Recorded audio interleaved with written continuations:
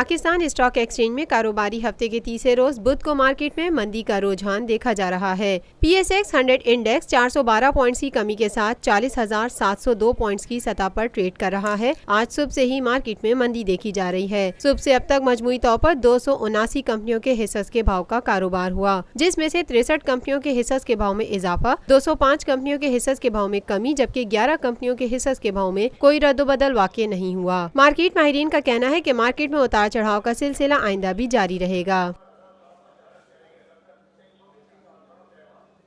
Lotus Lake Towers, a groundbreaking endeavor by Lotus Properties.